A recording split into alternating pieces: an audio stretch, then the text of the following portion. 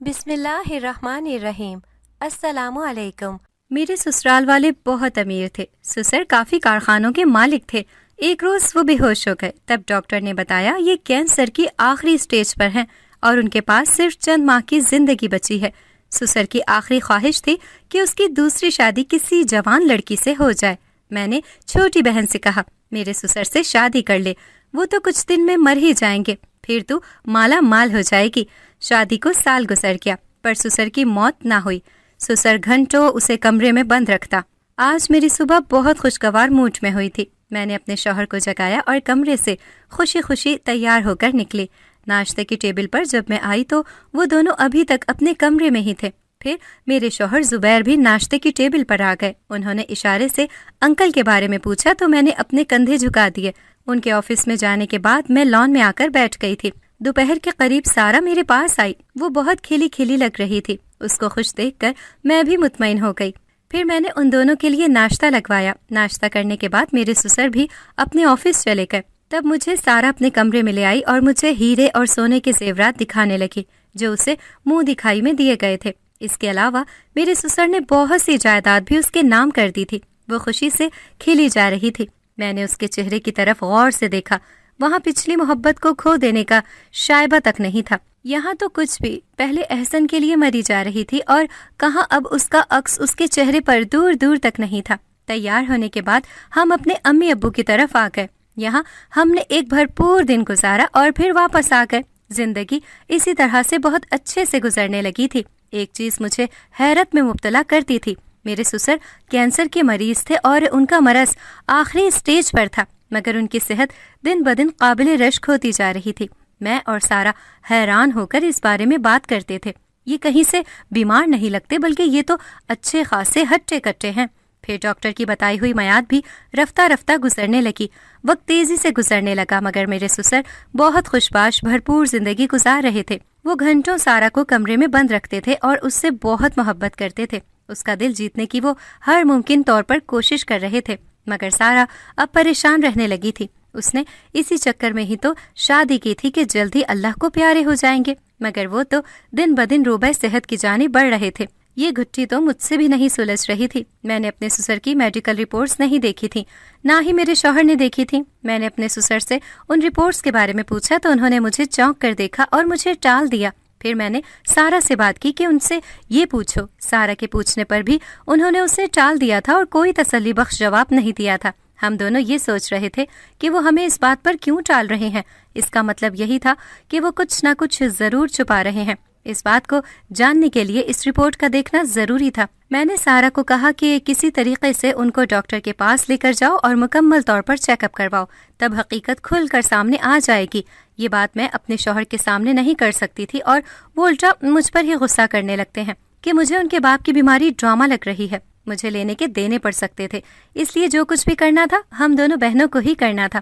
سارا ایک بار انہیں زبردستی ہسپتال لے کر گئی تھی اور ان کے تمام ٹیسٹ کروائے تھے۔ ان رپورٹس نے اگلے دن ملنا تھا۔ اگلے دن جب میں اور سارا رپورٹس لینے کے لیے گئے تو پتہ چلا میرے سسر وہاں سے رپورٹس لے جا چکے ہیں۔ ہم دونوں نے حیرانگی سے ایک دوسرے کے منہ کی طرف دیکھا اور پھر اپنے گھر پلٹ کر آ گئے۔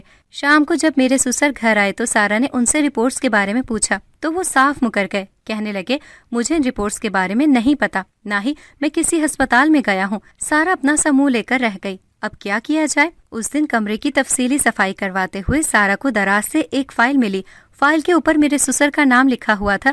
جو ہی اس نے فائل کو کھولا تو میرا نام آمنہ ہے، میں مڈل کلاس خاندان سے تعلق رکھتی ہوں، ہم دو ہی بہنیں ہیں۔ سارا مجھ سے 1 سال چھوٹی تھی۔ ہم دونوں بہنوں میں بہت زیادہ محبت اور یگانیت نہیں تھی، ہماری آپس میں بہت بنتی تھی، ایک دوسرے کے بغیر ہمارے حلق سے نوالا نہیں اترتا تھا۔ ہمارے ماں باپ بھی ہماری ہر جائز خواہش پوری کرتے تھے، ہمارا بہت زیادہ خیال رکھتے تھے۔ خدا نے ہم دونوں بہنوں کو حسن کی دولت سے نوازا تھا اور ہمیں اپنے حسن کا بہت اچھے سے اندازہ بھی تھا۔ میں اس وقت کالج میں 12ویں کلاس میں پڑھتی تھی۔ میرے لیے رشتوں کی لمبی لائن لگی رہتی تھی، لڑکے مجھ سے بات کرنے کے لیے مرے جاتے تھے، مگر میں کسی کو منہ نہیں لگاتی تھی، میں کسی کو بھی خاطر میں نہیں لاتی تھی۔ اس کی وجہ یہ تھی کہ میں کسی بہت اونچے خاندان میں شادی کرنا چاہتی تھی۔ میرے خواب بہت زیادہ اونچے تھے، میری خواہشیں بے لگام تھیں، مگر اپنی خواہشوں کی تکمیل کے لیے میں بے راہ روی کا شکار نہیں ہوئی تھی۔ بلکہ جائز طریقے سے اپنی منزل کو حاصل کرنا چاہتی تھی۔ میری زندگی کی سب سے بڑی خواہش تھی کہ ایک شہزادہ آئے گا اور مجھے بیاہ کر لے جائے گا۔ میری زندگی بہت پرسکون اور خوشیوں بھری ہو جائے گی۔ کالج میں ہی ایک لڑکی سے میری دوستی ہوئی۔ وہ بہت امیر خاندان سے تعلق رکھتی تھی۔ وہ بہت معمولی شکل و صورت کی لڑکی تھی۔ اس نے میری خوبصورتی سے متاثر ہو کر میری جانب دوستی کا ہاتھ بڑھایا تھا، جو کہ میں نے تھام لیا تھا۔ میں اکثر اس کے گھر میں آتی جاتی رہتی تھی۔ پھر ایک دن اس کے گھر میں میری اس کے کزن کے ساتھ ملاقات ہوئی۔ وہ بہت شاندار انسان تھے۔ مجھے دیکھ کر اس کے ہونٹ سیٹی کے انداز میں سکڑ گئے تھے۔ آپ کی تعریف، آپ کو میں نے پہلے کبھی یہاں نہیں دیکھا۔ نور نے اس سے بتایا کہ یہ آمنہ ہے، یہ میری بہت اچھی دوست ہے۔ آپ سے مل کر بہت خوشی ہوئی۔ وہ جاتے جاتے ایک بھرپور نظر مجھ پر ڈال کر گیا تھا۔ رات کو ہی اس کا میسج آ گیا۔ وہ مجھے پسند کرنے لگا تھا۔ وہ میری خوبصورتی سے بہت زیادہ متاثر ہوا تھا۔ مجھے اور کیا چاہیے تھا؟ میں تو یہی چاہتی تھی کوئی امیر انسان میری خوبصورتی سے متاثر ہو کر مجھ سے شادی کر لے اور باقی کی زندگی میں عیش و عشرت کے ساتھ گزاروں۔ میری یہ مراد پوری ہو رہی تھی۔ میری خوشیوں کا کوئی ٹھکانہ نہیں تھا۔ دن تو جیسے پڑ لگا کر اڑ رہے تھے۔ اپنی خوشیوں میں مگن میں نے نور کے رویے کی طرف نہیں دیکھا۔ وہ دن بدن مجھ سے دور اور بیزار ہوتی جا رہی ہے۔ وہ میری بہت اچھی دوست تھی۔ اب اس نے اور بہت سی دوستیں بنا لی تھیں اور وہ مجھ سے بات تک نہیں کرتی تھی۔ خیر، میں نے اس بات کو زیادہ سر پر سوار نہیں کیا۔ پھر ایک دن میں گراؤنڈ میں بیٹھی ہوئی تھی۔ جب نور میرے پاس آئی، اس وقت میرے ساتھ ایک لڑکی بیٹھی ہوئی تھی۔ نور نے مجھے کہا، میں تمہارے ساتھ تنہائی میں بات کرنا چاہتی ہوں۔ میں اٹھ کر نور کے ساتھ ایک الگ گوشے کی طرف آ گئی۔ وہ آج معمول سے زیادہ سنجیدہ لگ رہی تھی۔ اس نے کہا، یہ بات کرنا مجھے اچھا تو نہیں لگ رہا، مگر کیا کروں، تمہیں یہ بات بتانا بھی ضروری ہے۔ تم سے میری بہت اچھی دوستی رہ چکی ہے آمنہ۔ میں نے سچے دل سے تمہاری طرف دوستی کا ہاتھ بڑھایا تھا کہ تم مجھے بہت زیادہ اچھی لگی تھی، مگر پھر تم نے رمیز کی دوستی کا ہاتھ تھام کر اچھا نہیں کیا۔ اس بات پر میں نے چونک کر نور کی طرف دیکھا۔ اس نے تو کہا تھا اس بات کا کسی کو بھی نہیں پتا، تو پھر آمنہ کو کیسے؟ میرے انداز پر وہ افسردہ انداز میں مسکرائی تھی۔ زیادہ حیران ہونے کی ضرورت نہیں ہے۔ جس دن تمہیں اس نے پہلی دفعہ میسج کیا تھا، اس نے مجھے چیلنج کیا تھا کہ وہ تمہیں پٹا کر رہے گا، مگر میں نے اس کی بات کی نفی کر دی تھی۔ مگر تم نے تو مجھے شرمندہ ہی کروا دیا۔ آمنہ، تم نے تو اسے بہت اچھا رسپانس دیا تھا۔ تم جانتی ہو رمیز میرا منگیتر ہے۔ چند مہینے کے بعد ہماری شادی ہونے والی ہے، مگر میں اس کی اس فلرٹ طبیعت کی وجہ سے اسے پسند نہیں کرتی۔ مجھے لگا تھا کہ آمنہ تم دوسروں سے مختلف ہو، مگر میرے سارے دعوے دھرے کے دھرے رہ گئے۔ تم بھی عام سی لڑکیوں جیسی ہی نکلی، جو کسی بھی مرد کی ذرا سی نظر التفات پر اس کے سامنے بچھی جاتی ہیں۔ نور اپنی بات کر کے چلی گئی تھی، مگر مجھے شرمندگی کی انتہا گہرائیوں میں دھکیل گئی تھی۔ ہر کوئی مجھے اپنا مذاق اڑاتا ہوا نظر آتا تھا۔ ایسا لگتا تھا جیسے ساری دنیا مجھ پر ہنس رہی ہے۔ گھر آنے کے بعد جب میں نے رمیز سے ان باتوں کا تذکرہ کیا تو پہلے تو اس نے مجھے ٹالنے کی کوشش کی، مگر پھر اس نے ان سب باتوں کو مان لیا۔ میں نے اسے کھری کھری سنائی اور پھر اسے بلاک کر دیا، اور اس کے بعد اس سے کبھی رابطہ نہیں کیا۔ یہ میری زندگی کا ایک بہت تلخ تجربہ تھا، اور میں نے اس تجربے سے بہت بڑا سبق حاصل کیا تھا۔ اس کے بعد میں اپنی پڑھائی میں جت گئی تھی۔ مجھے ارد گرد کا کوئی ہوش نہیں تھا۔ ایف اے میں نے بہت اچھے نمبروں سے کیا تھا۔ اب میں بی اے کر رہی تھی۔ اس وقت میں 4th ایئر میں تھی جب ہمارے کالج میں بہت بڑا فنکشن منعقد ہوا تھا۔ تب یہاں ثقلین مہمان خصوصی بن کر آئے تھے۔ وہ مجھے دیکھتے ہی مجھ پر اپنا دل ہار گئے تھے۔ انہوں نے کالج کے ریکارڈ سے میرا ایڈریس اور فون نمبر حاصل کیا تھا۔ رات کو ہی مجھے ان کی کال آ گئی تھی۔ جب انہوں نے اپنا تعارف کروایا تو ایک پل کو تو میں حیران رہ گئی، مگر میں نے جلدی اپنی خیریت پر قابو پا لیا تھا۔ انہوں نے مجھ سے محبت کا اظہار کیا تھا۔ وہ مجھے پسند کرنے لگے تھے۔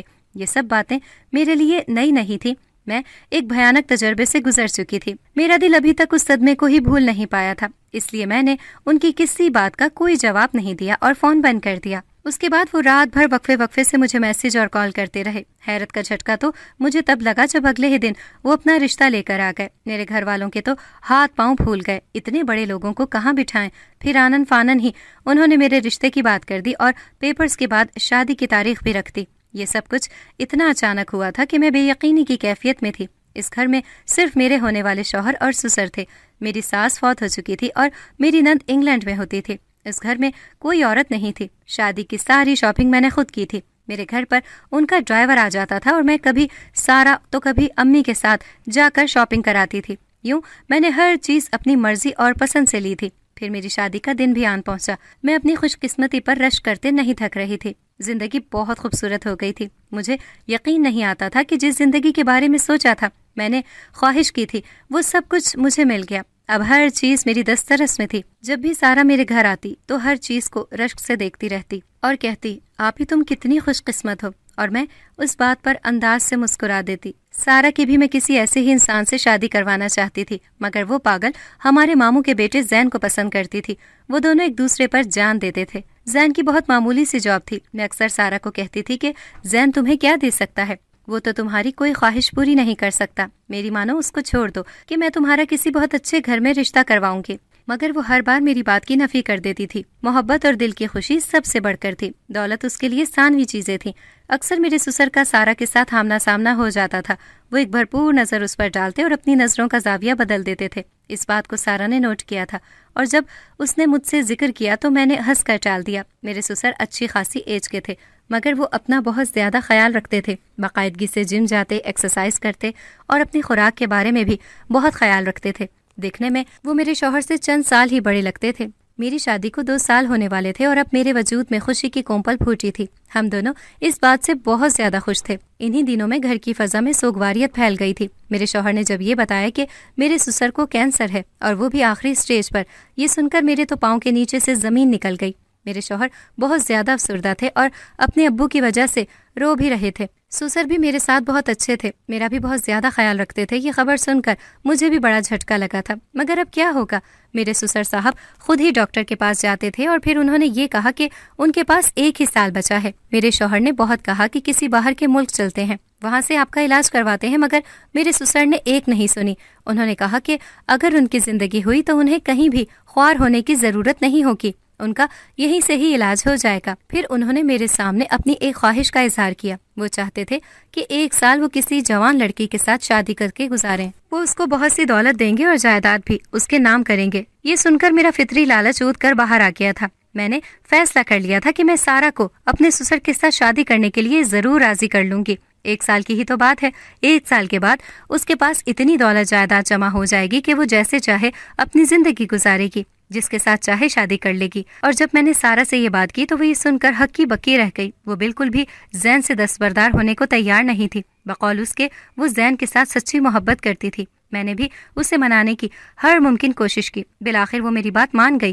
تب میں نے امی ابو سے بات کی، انہیں بھی میں نے بہت مشکل سے منایا اور اپنے شوہر کو یہ بات بتائی کہ میں اپنے سسر کی شادی سارا کے ساتھ کروانا چاہتی ہوں۔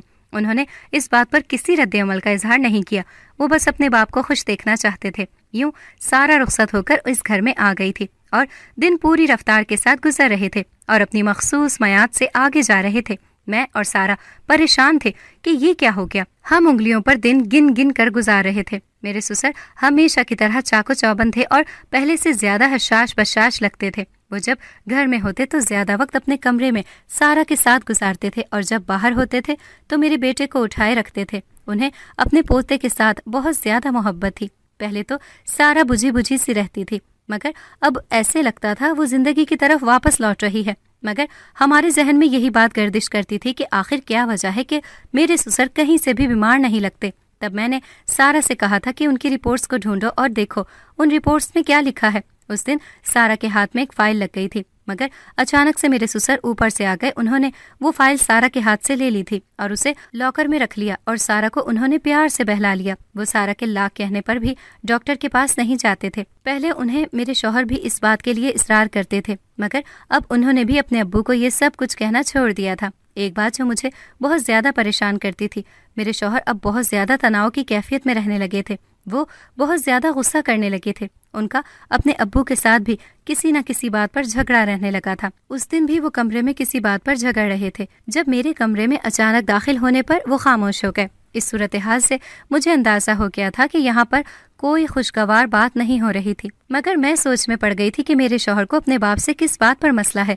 وہ تو اپنے ابو سے بہت زیادہ محبت کرتے تھے، ان کا کہا تو حرف آخر ہوتا تھا۔ وہ اپنے ابو کی کوئی بات نہیں ٹالتے تھے، ان کے سامنے اونچی آواز میں بات نہیں کرتے تھے، مگر اب انہیں کیا ہو گیا تھا؟ وہ کیوں اس طرح کا رویہ اختیار کرنے لگے تھے؟ میں نے بارہا ان سے اس بارے میں پوچھا، مگر انہوں نے مجھے اس بات کا تسلی بخش جواب نہیں دیا۔ آج جب میں نے ان سے کمرے میں آنے کے بعد اس بارے میں پوچھا تو پہلے وہ خاموش ہو گئے، پھر وہ کہنے لگے، تم جانتی ہو ابو کی بیماری کے بارے میں، اور تم بھی یہ بات سوچتی ہوگی کہ انہیں ڈاکٹر نے یہ کہا تھا کہ وہ 1 سال تک زندہ رہیں گے، مگر ابھی ان کی بات مکمل نہیں ہوئی تھی کہ دروازے پر دستک ہونے لگی۔ جب میں نے دروازہ کھولا تو سامنے سارا کھڑی تھی۔ اس کا چہرہ پیلا پڑ رہا تھا۔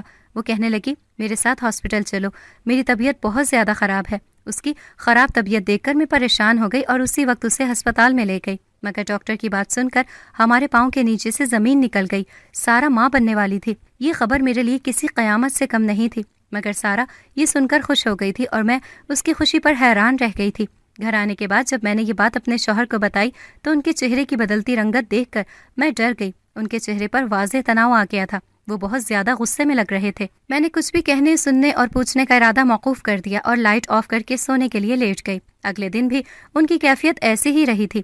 وہ بغیر ناشتہ کیے چلے گئے تھے، جبکہ میرے سسر صاحب آج بہت زیادہ چہک رہے تھے۔ وہ خوشی خوشی اپنے آفس میں رخصت ہو گئے، جبکہ میں نے سارا دن اپنے شوہر کی ادھوری باتوں کا مفہوم سمجھنے میں گزار دیا۔ آخر وہ کیا کہنے لگے تھے؟ وہ مجھے کچھ بتانے والے تھے، مگر پھر اوپر سے سارا آ گئی اور واپس آنے کے بعد بھی کہ میں تو ان سے کچھ پوچھ ہی نہیں سکی۔ آج بھی وہ ناشتہ کیے بغیر گئے تھے۔ میں ان کے بارے میں سوچ سوچ کر پریشان ہو رہی تھی۔